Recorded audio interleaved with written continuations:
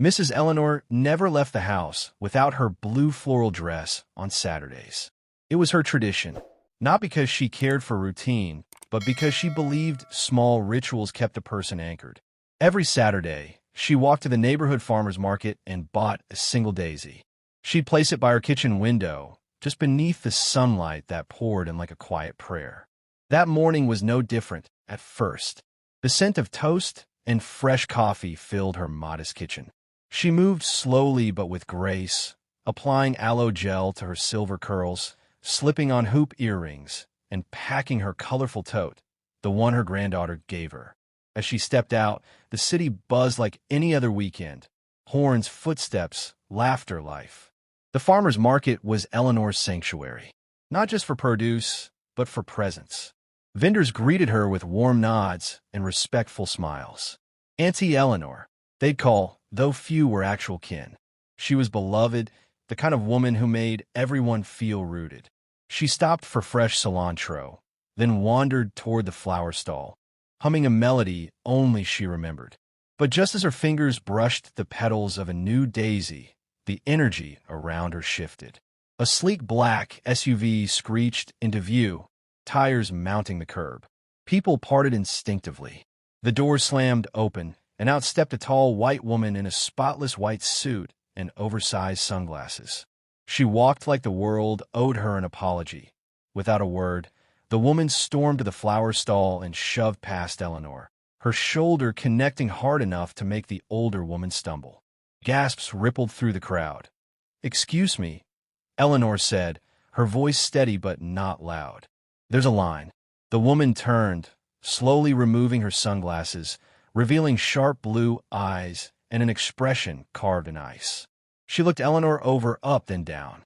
"Really?" she scoffed. "You're going to give me a speech now?" Eleanor blinked, silent. "I don't have time for this," the woman snapped. "You're just standing there. I'm in a hurry." "This?" Eleanor echoed. "Are you referring to me as this?" The woman smirked. "Oh, spare me. There's always one person in these places who thinks they deserve respect for simply existing. But come on." She waved an arm theatrically. "Look at me. And look at you. Do you honestly believe we're on the same level?" The market went quiet. Conversations halted.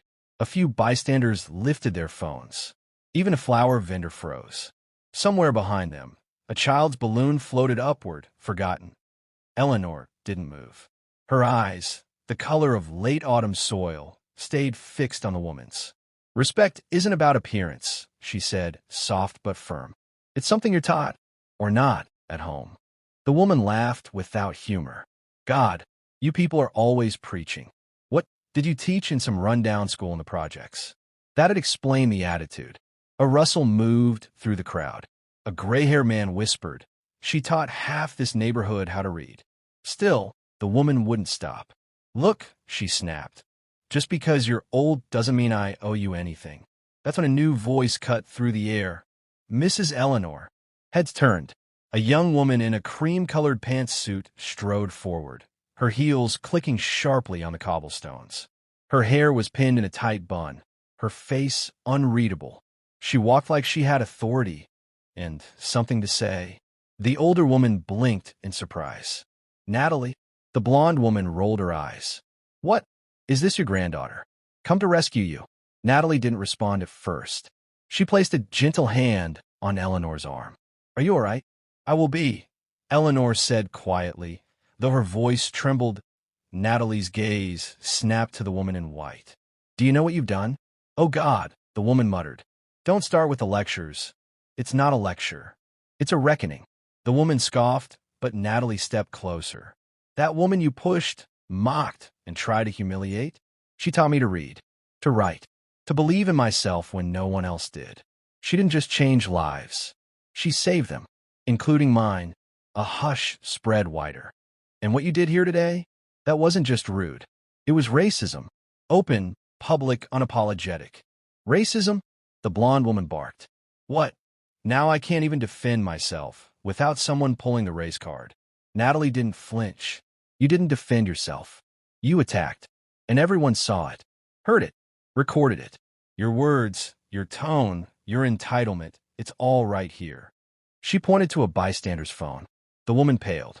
Her friend, previously invisible, began inching away through the crowd. You want to know who I am? Natalie continued. I'm a civil rights attorney. And the moment this video hits the public, you won't just be anonymous anymore. You'll be known for this moment, for what you really are. A murmur grew into a swell. The woman's hand shook. I didn't mean it like that, she stammered. Eleanor exhaled deeply, finally letting her tears fall. But they weren't tears of defeat. That Natalie's voice, firm but calm, was the last thing anyone heard before. For the first time, Mrs. Eleanor felt something shift, a subtle, fragile hope stirring deep within her. The world, despite all its cruelty, was beginning, however timidly, to change. Perhaps, just perhaps, there was hope for the generations yet to come. The young woman, Natalie, gently took Eleanor's hand and led her away from the swelling crowd. The people parted respectfully, some offering discreet applause, others nodding silently in quiet acknowledgement that justice, however symbolic, had been served. The woman in the white suit stood frozen, disconcerted and isolated amidst the sea of disapproving stares. For the first time in a long while, perhaps she felt the sting of shame. Whether that shame would ever lead to real change within her, only time would tell. In the days following the market incident, the video captured by a vendor spread like wildfire across the internet. The footage showed the white woman's harsh shove, the insults, the clear contempt directed at Mrs. Eleanor, the elderly black woman who had simply been standing in line. Social media erupted with outrage. People shared and reshared the clip, their comments ringing with indignation and calls for accountability. Mrs. Eleanor's name became a beacon for many, a symbol of dignity faced with injustice. Stories surfaced in local newspapers, highlighting her calm, firm demeanor and the bravery of Natalie, the young lawyer who had stepped in without hesitation, the woman who had caused the uproar. Once so arrogant and self-assured, found herself cornered by an unforgiving backlash. She scrambled to justify her actions, claiming misunderstandings and misinterpretations, but the evidence was irrefutable. Her cruel words and entitled tone were etched into the digital memory of the internet, a stark warning to those who think privilege grants immunity. She was summoned for questioning by the authorities, and reports soon emerged that the chain of upscale boutiques she co-owned had severed all ties with her, fearing association with the scandal. A public statement declared the company's zero-tolerance policy for discrimination and announced her immediate dismissal from all roles and campaigns. As her facade crumbled, something far more beautiful blossomed for Mrs. Eleanor. Visitors began arriving at her modest home. Former students, neighbors, strangers, bearing gifts, flowers, letters, chocolates. They came to express gratitude, recounting how she had touched their lives, inspired them, taught them. It felt as though the entire neighborhood had rallied around her, silently whispering, "We stand with you." And the recognition did not end there. A nearby university, aware of Mrs. Eleanor's decades of dedication to education, reached out with an invitation. They planned a ceremony to honor retired teachers who had left an indelible mark on generations. At first, Eleanor hesitated, humble and unaccustomed to such attention, but she accepted. The day of the ceremony, the university's grand auditorium filled with applause as Mrs. Eleanor walked onto the stage. She wore her favorite blue dress, adorned with delicate white polka dots, and her hair was braided with fresh white flowers. She looked radiant, a majestic figure of grace and resilience. Beside her stood Natalie, the young lawyer, who delivered the evening's most heartfelt speech. "Mrs. Eleanor taught me my first letters," Natalie began, voice steady but filled with emotion. "She taught me to believe in myself when no one else did. Before I was a lawyer, I was a young black girl from the inner city who sat in the front row of her classroom, hungry to learn how to change the world. And today, I stand here beside the woman who planted that seed." Tears shimmered in the eyes of many. Finally, Mrs. Eleanor spoke, her voice soft yet unwavering. "I wish none of it had happened. But if it serves as a lesson that we still have a long way to go, then let it be so. I hold no anger toward that young woman. I feel pity.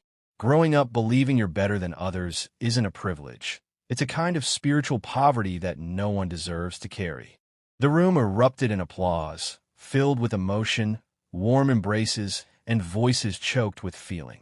It was a moment charged with meaning, an affirmation of strength, dignity, and hope. Days later, a national newspaper published a special report chronicling Mrs. Eleanor's journey.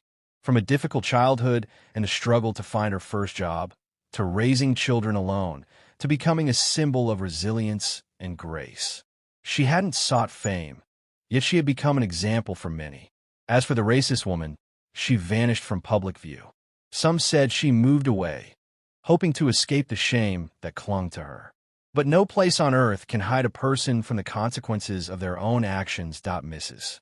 Eleanor returned to her quiet life, tending her plants, walking to the market on Saturdays, savoring coffee on her porch. Yet now, something fundamental had changed. People no longer saw her merely as a kind neighbor, but as a beacon of strength, education, and unwavering dignity. And in the end, that is what remains. The truth always comes out. And when it does, it reveals who we truly are. If you enjoyed this story, consider sharing it with someone who needs to understand the true meaning of respect and resilience. The journey of Mrs. Eleanor reminds us all that standing tall in the face of injustice is not just an act of courage, but a testament to the enduring human spirit.